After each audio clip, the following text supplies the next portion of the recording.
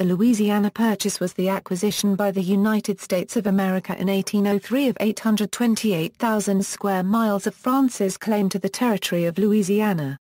The U.S. paid 50 million francs plus cancellation of debts worth 18 million francs, a total sum of $15 million, for the Louisiana Territory.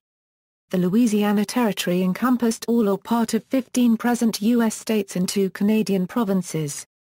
The land purchased contained all of present-day Arkansas, Missouri, Iowa, Oklahoma, Kansas, and Nebraska. Parts of Minnesota that were west of the Mississippi River. Most of North Dakota. Most of South Dakota. Northeastern New Mexico. Northern Texas. The portions of Montana, Wyoming, and Colorado east of the Continental Divide. Louisiana west of the Mississippi River, including the city of New Orleans. And small portions of land that would eventually become part of the Canadian provinces of Alberta and Saskatchewan. France controlled this vast area from 1699 until 1762, the year it gave the territory to its ally Spain. Under Napoleon Bonaparte, France took back the territory in 1800 in the hope of building an empire in North America. A slave revolt in Haiti and an impending war with Britain, however, led France to abandon these plans and sell the entire territory to the United States, which had originally intended only to seek the purchase of New Orleans and its adjacent lands. The purchase of the territory of Louisiana took place during the presidency of Thomas Jefferson. At the time, the purchase faced domestic opposition because it was thought to be unconstitutional. Jefferson agreed that the U.S. Constitution did not contain provisions for acquiring territory, but decided to go ahead with the purchase anyway to remove France's presence in the region and protect both U.S. trade access to the port of New Orleans and free passage on the Mississippi River. Background: throughout the later half of the 18th century, Louisiana was a pawn on the chessboard of European politics. It was originally claimed by Spain, but also claimed by the French, who established most of the colonists as part of New France. Following French defeat in the 7 Years' War, Spain gained control of the territory west of the Mississippi River. As the area was being gradually settled by United States migrants, many Americans, including Jefferson, assumed that it would be acquired piece by piece. The risk of another power taking it from a weakened Spain would make profound reconsideration of this policy necessary. The city of New Orleans controlled the Mississippi River due to its location. Other locations for ports were attempted, but did not succeed. New Orleans was already important for shipping agricultural goods to and from the parts of the United States west of the Appalachian Mountains. Pinckney's Treaty, signed with Spain on October 27, 1795, gave American merchants right of deposit in New Orleans, granting them use of the port to store goods for export. Americans used this right to transport products such as flour, tobacco, pork, bacon, lard, feathers, cider, butter, and cheese. The treaty also recognized American rights to navigate the entire Mississippi River, which had become vital to the growing trade of the Western Territories. In 1798 Spain revoked this treaty, prohibiting American use of New Orleans, and greatly upsetting the Americans. In 1801, Spanish Governor Don Juan Manuel de Salcedo took over from the Marquis of Casacavo, and restored the right to deposit goods from the United States. Napoleon Bonaparte had gained Louisiana for French ownership from Spain in 1800 under the Third Treaty of San Ildefonso, after being a Spanish colony since 1762. But the treaty was kept secret. Louisiana remained nominally under Spanish control until a transfer of power to France on November 30, 1803, just 3 weeks before the cession to the United States. James Monroe and Robert A. Livingston traveled to Paris to negotiate the purchase of New Orleans in 1802. Their interest was only in gaining control of New Orleans and its environs. They did not anticipate the much larger purchase that would follow. The Louisiana Purchase was by far the largest territorial gain in U.S. history, stretching from the Mississippi River to the Rocky Mountains. The purchase doubled the size of the United States. Before the Louisiana Purchase in 1803, Louisiana had been under control of the Spanish since 1763. Although Spain was America Euro unregistered trademark S ally in the Revolution, they didn't Euro unregistered trademark T want the Americans to settle on their land or territory. The Louisiana Purchase territory was home for many of the Cajuns after the British forced them to leave from their former home of Nova Scotia, Canada. Although the purchase was thought of by some as unjust and unconstitutional, Jefferson believed there was no evidence of unconstitutional actions taking place during the purchase of what became 15 states. In hindsight, the Louisiana Purchase could be considered one of Thomas Jefferson's Euro unregistered trademark's greatest contributions to the United States. On April 18, 1802, Jefferson penned a letter to Robert Livingston. It was an intentional exhortation to make this supposedly mild diplomat strongly warn the French of their perilous course. The letter began: "The cession of Louisiana and the Floridas by Spain to France works most solely on the U.S. On this subject the Secretary of State has written to you fully.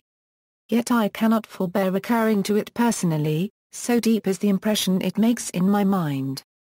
It completely reverses all the political relations of the U.S. and will form a new epoch in our political course. Of all nations of any consideration, France is the one which hitherto has offered the fewest points on which we could have any conflict of right, and the most points of a communion of interests. From these causes we have ever looked to her as our natural friend, as one with which we never could have an occasion of difference. Her growth therefore we viewed as our own, her misfortunes ours. There is on the globe one single spot, the possessor of which is our natural and habitual enemy. It is New Orleans, through which the produce of 3/8 of our territory must pass to market, and from its fertility it will ere long yield more than half of our whole produce and contain more than half our inhabitants. France placing herself in that door assumes to us the attitude of defiance. Spain might have retained it quietly for years. Her pacific dispositions, her feeble state, would induce her to increase our facilities there, so that her possession of the place would be hardly felt by us, and it would not perhaps be very long before some circumstance might arise which might make the cession of it to us the price of something of more worth to her. Not so can it ever be in the hands of France. The impetuosity of her temper, the energy and restlessness of her character, placed in a point of eternal friction with us."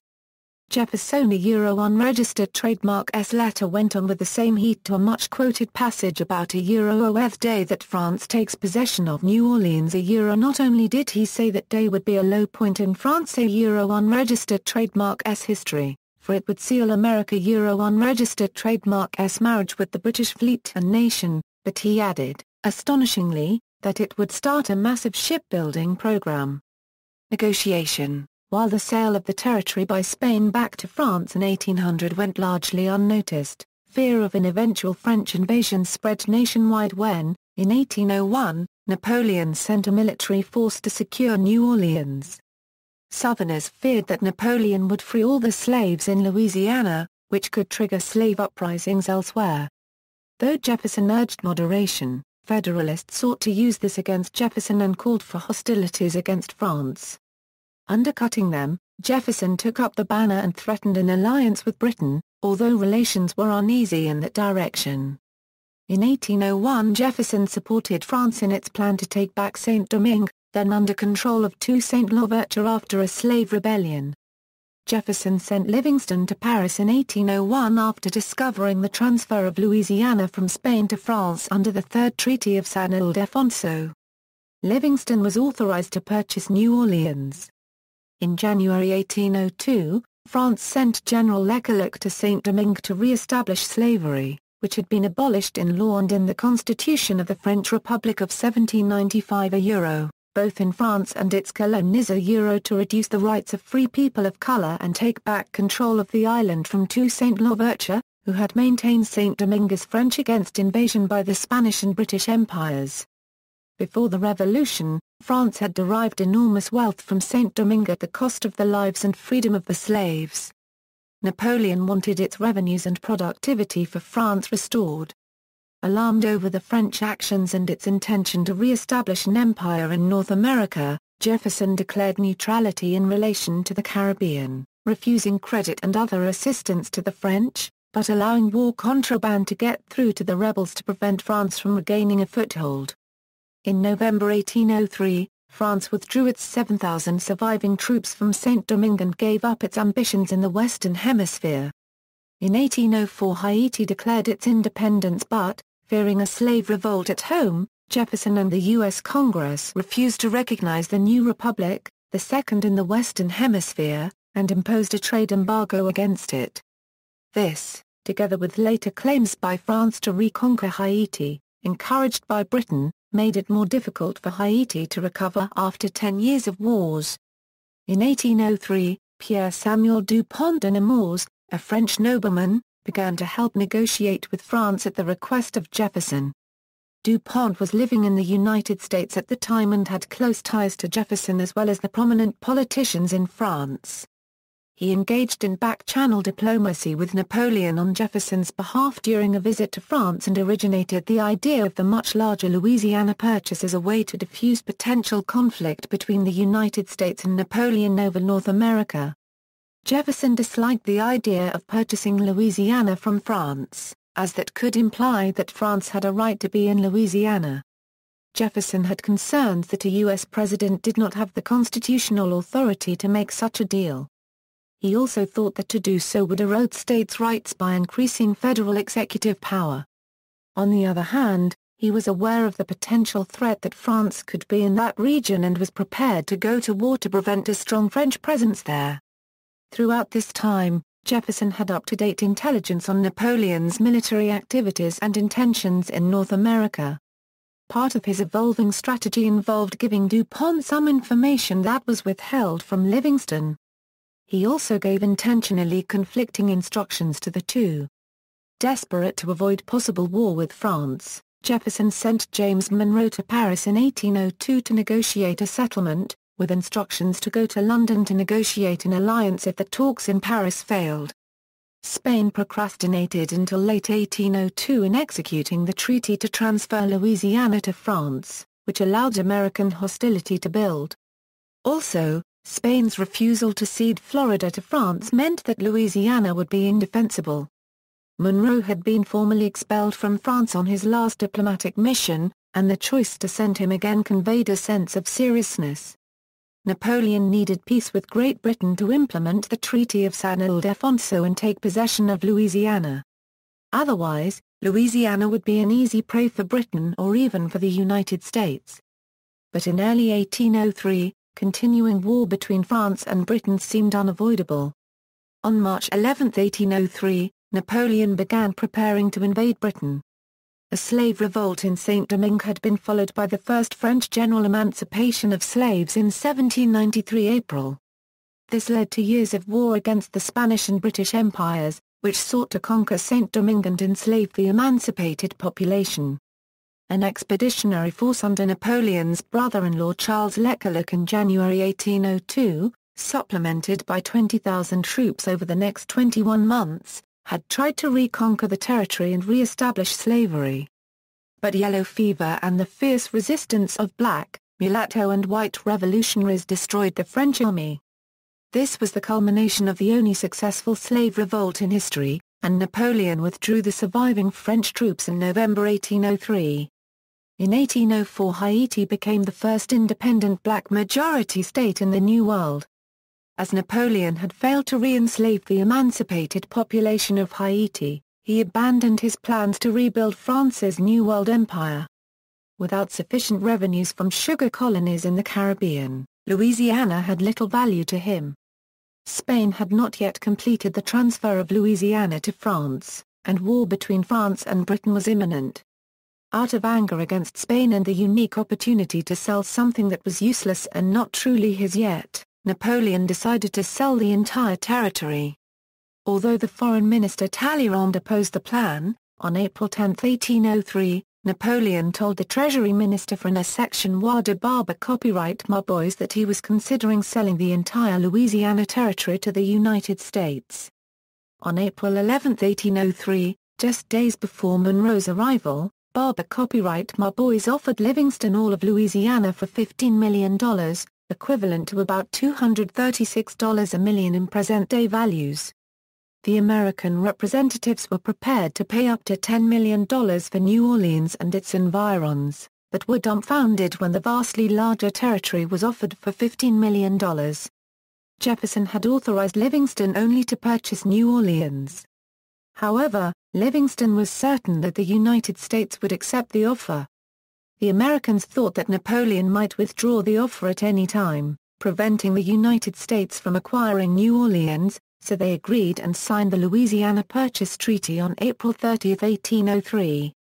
On July 4, 1803, the treaty reached Washington, D.C. The Louisiana Territory was vast, stretching from the Gulf of Mexico in the south to Rupert's Land in the north, and from the Mississippi River in the east to the Rocky Mountains in the west.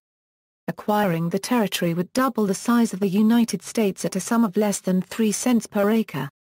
Domestic opposition and constitutionality.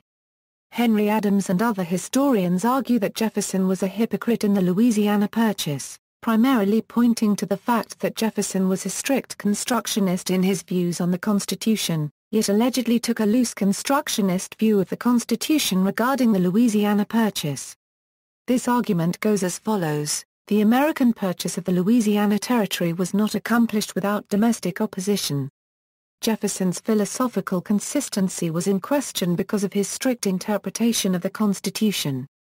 Many people believed he, and other Jeffersonians such as James Madison, were being hypocritical by doing something they surely would have argued against with Alexander Hamilton. The Federalists strongly opposed the purchase, favoring close relations with Britain over closer ties to Napoleon, and were concerned that the United States had paid a large sum of money just to declare war on Spain. Both Federalists and Jeffersonians were concerned about whether the purchase was constitutional. Many members of the House of Representatives opposed the purchase. Majority Leader John Randolph led the opposition. The House called for a vote to deny the request for the purchase, but it failed by 2 votes, 59-57. The Federalists even tried to prove the land belonged to Spain, not France, but available records proved otherwise. The Federalists also feared that the political power of the Atlantic seaboard states would be threatened by the new citizens of the West, bringing about a clash of Western farmers with the merchants and bankers of New England. There was concern that an increase in the number of slave-holding states created out of the new territory would exacerbate divisions between North and South as well. A group of Northern Federalists led by Senator Timothy Pickering of Massachusetts went so far as to explore the idea of a separate Northern Confederacy. Another concern was whether it was proper to grant citizenship to the French, Spanish, and free black people living in New Orleans, as the treaty would dictate. Critics in Congress worried whether these foreigners, unacquainted with democracy, could or should become citizens. Most domestic objections were politically settled. One problem, however, was too important to argue down convincingly: did Napoleon have the right to sell Louisiana to the United States? The sale may have violated the 1803 Treaty of San Ildefonso in several ways. Furthermore, France had promised Spain it would never sell or alienate Louisiana to a third party. Napoleon, Jefferson, Madison, and the members of Congress all knew this during the debates about the purchase in 1803. Spain protested strongly, and Madison made some attempt to justify the purchase to the Spanish government, but was unable to do so convincingly. So, he tried continuously until results had been proven remorsefully inadequate. Spain's argument that Napoleon did not have a right to sell Louisiana was explicated by the historian Henry Adams, who wrote, "The sale of Louisiana to the United States was trebly invalid. If it were French property, Bonaparte could not constitutionally alienate it without the consent of the Chambers. If it were Spanish property, he could not alienate it at all. If Spain had a right of reclamation, his sale was worthless." The sale of course was not worthless. The U.S. actually did take possession. Furthermore, the Spanish Prime Minister had authorized the U.S. to negotiate with the French government the acquisition of territories which may suit their interests. Spain turned the territory over to France in a ceremony in New Orleans on November 30, a month before France turned it over to American officials. Other historians counter the above arguments regarding Jeffersonian unregistered trademark's alleged hypocrisy as follows: countries changed their borders in two ways: conquest, or an agreement between nations, otherwise known as a treaty. The Louisiana Purchase was the latter, a treaty. The Constitution specifically grants the President the power to negotiate treaties, which is just what Jefferson did. Jefferson unregistered trademark's Secretary of State, James Madison, assured Jefferson that the Louisiana Purchase was well within even the strictest interpretation of the Constitution. Secretary of the Treasury Albert Gallatin added that since the power to negotiate treaties was specifically granted to the President, the only way extending the counter-unregistered trademark's territory by treaty could not be a presidential power would be if it was specifically excluded by the Constitution. Jefferson, as a strict constructionist, was right to be concerned about staying within the bounds of the Constitution, but felt the power of these arguments and became willing to acquiesce with satisfaction if the Congress approved the treaty. The Senate quickly ratified the treaty, and the House, with equal alacrity, authorized the funding needed, as the Constitution specifies. The opposition of New England Federalists to the Louisiana Purchase was primarily economic self-interest, not any legitimate concern over constitutionality or whether France owned Louisiana. The Northerners were not enthusiastic about Western farmers gaining another outlet for their crops that did not require the use of New England ports. Also, many Federalists were speculators in lands in upstate New York and New England, and were hoping to sell these lands to farmers, who might go west instead, if the Louisiana Purchase went through. They also feared that this would lead to Western states being formed, which would likely be Republican, and dilute the political power of New England Federalists. When Spain later objected to the United States purchasing Louisiana from France, Madison responded that America had first approached Spain to purchase the property, and had been told by Spain itself that America would have to treat with France for the territory. Treaty signing. On Saturday, April 30, 1803, the Louisiana Purchase Treaty was signed by Robert Livingston, James Monroe, and Barber Copyright Marbois in Paris. Jefferson announced the treaty to the American people on July 4. After the signing of the Louisiana Purchase Agreement in 1803, Livingston made this famous statement: "We have lived long, but this is the noblest work of our whole lives. From this day the United States take their place among the powers of the first rank." The United States Senate ratified the treaty with a vote of 24-7 on October 20. The senators who voted against the treaty were Simeon Alcott and William Plumer of New Hampshire, William Wells and Samuel White of Delaware, James Hillhouse and Uriah Tracy of Connecticut, and Timothy Pickering of Massachusetts. On the following day, the Senate authorized President Jefferson to take possession of the territory and establish a temporary military government. In legislation enacted on October 31, Congress made temporary provisions for local civil government to continue as it had under French and Spanish rule and authorized the President to use military forces to maintain order. Plans were also set forth for several missions to explore and chart the territory, the most famous being the Lewis and Clark expedition. France turned New Orleans over on December 20, 1803 at the Cabildo. On March 10, 1804, a formal ceremony was conducted in St. Louis to transfer ownership of the territory from France to the United States. Effective on October 1, 1804, the purchased territory was organized into the Territory of Orleans and the District of Louisiana, which was temporarily under the control of the governor and judges of the Indiana Territory. Boundaries. A dispute immediately arose between Spain and the United States regarding the extent of Louisiana. The territory's boundaries had not been defined in the 1762 Treaty of Fontainebleau that ceded it from France to Spain, nor the 1800 Third Treaty of San Ildefonso ceding it back to France, nor the 1803 Louisiana Purchase Agreement ceding it to the United States. The United States claimed Louisiana included the entire western portion of the Mississippi River drainage basin to the crest of the Rocky Mountains and land extending southeast to the Rio Grande and West Florida. Spain insisted that Louisiana comprised no more than the western bank of the Mississippi River and the cities of New Orleans and St. Louis. The dispute was ultimately resolved by the Adams-Onis Treaty of 1819, with the United States gaining most of what it had claimed in the West.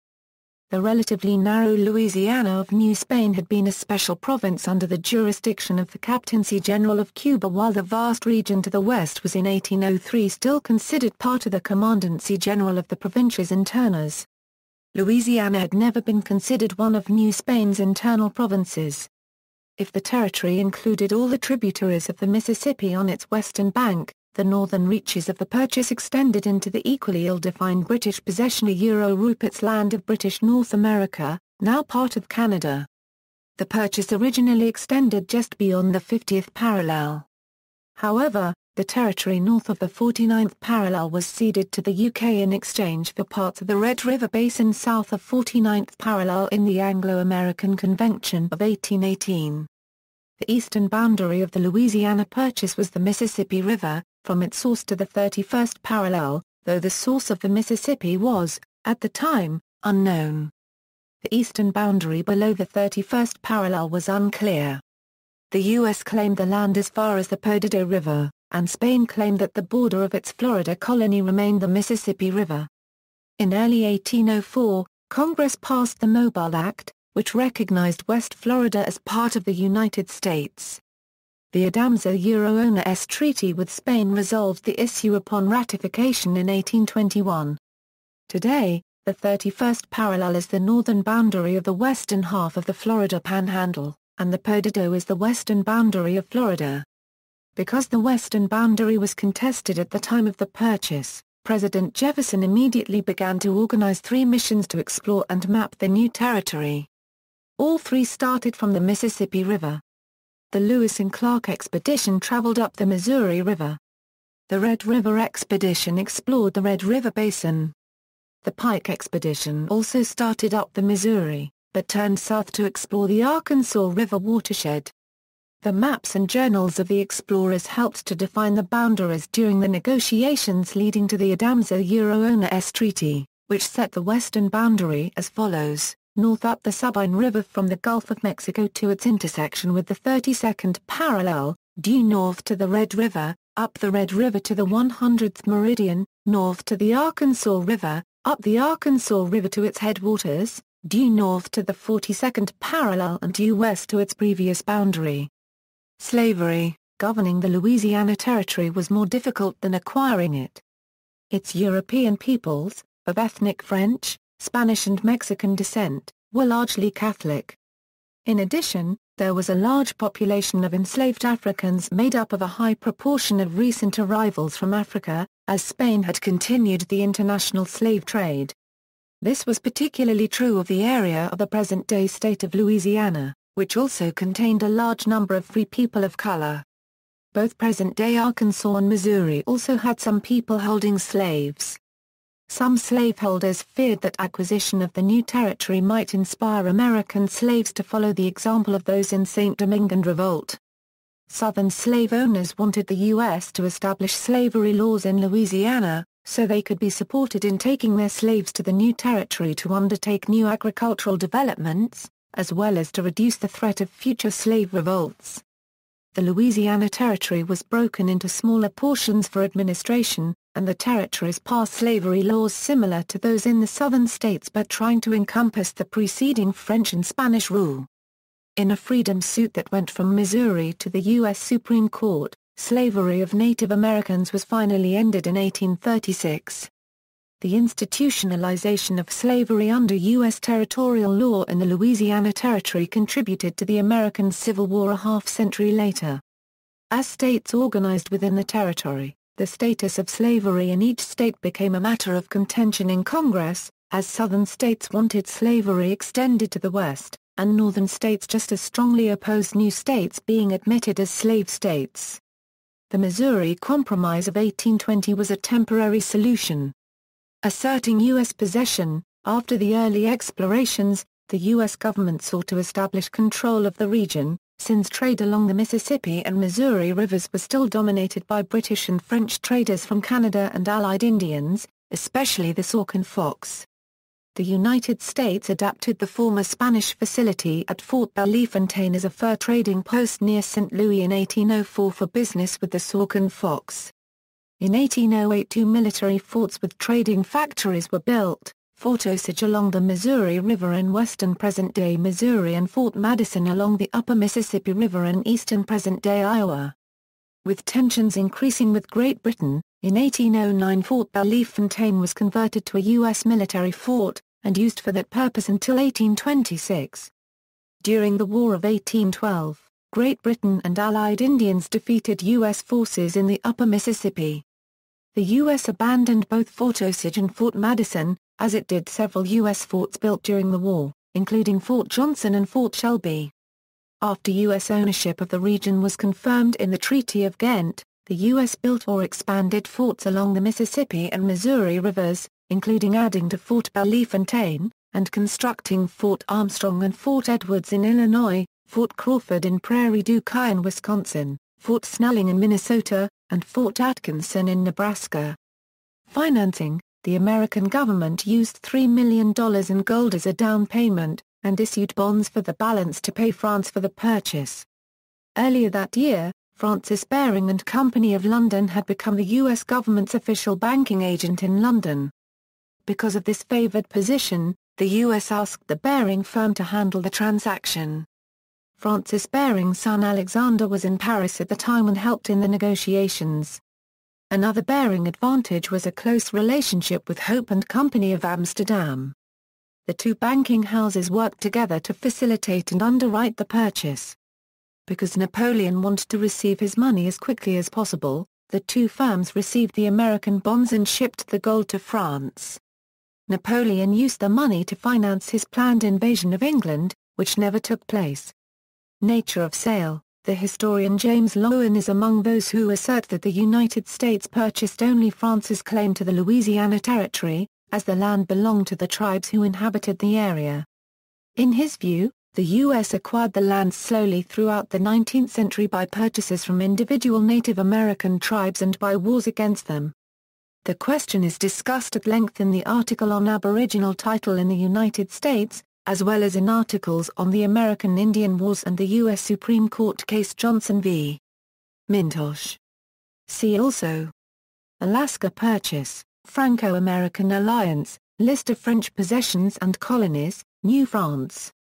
Historic regions of the United States, Territorial evolution of the United States, Territories of the United States on stamps, references.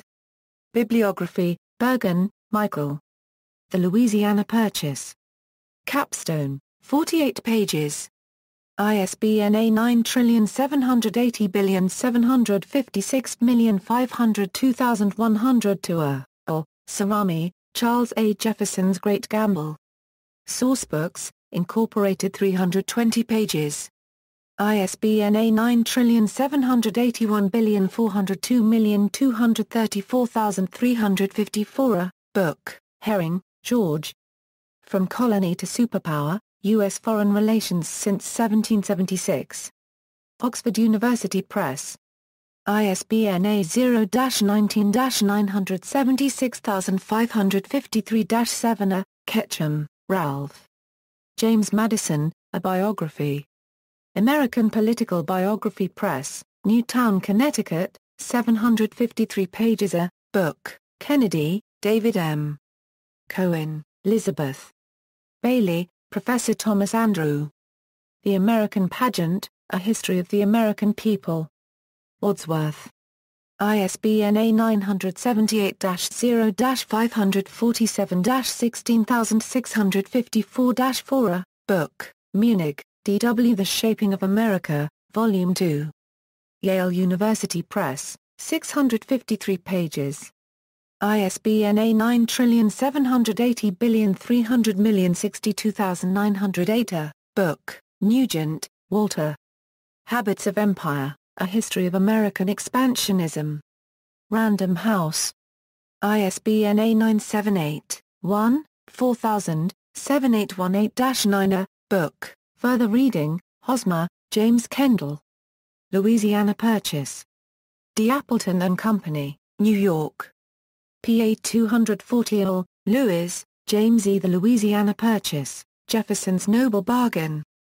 UNC Press Books, PPA 112. ISBN 9781882886234, or, Rodriguez, Junius P. The Louisiana Purchase, A Historical and Geographical Encyclopedia, Marshall, 1914. A History of the Western Boundary of the Louisiana Purchase, 1819–1841, Herman, 1900. The Louisiana Purchase and our title west of the Rocky Mountains, with a review of annexation by the United States, U.S. Department of State, 1903. State papers and correspondence bearing upon the purchase of the territory of Louisiana, external links, text of the Louisiana Purchase Treaty, Library of Congress. Louisiana Purchase Treaty, teaching about the Louisiana Purchase, Louisiana Purchase Bicentennial 1803. 2003, New Orleans Louisiana Purchase 1803, the Haitian Revolution and the Louisiana Purchase, Lewis and Clark Trail, Louisiana Purchase and Lewis and Clark's Student and Teacher Guide, Dates, People, Analysis, Multimedia, Case and Controversies in U.S. History, page 42. Senator Pickering explains his opposition to the Louisiana Purchase, 1803. Booknotes. Interview with John Keitel on A Wilderness So Immense, The Louisiana Purchase and the Destiny of America, July 6, 2003.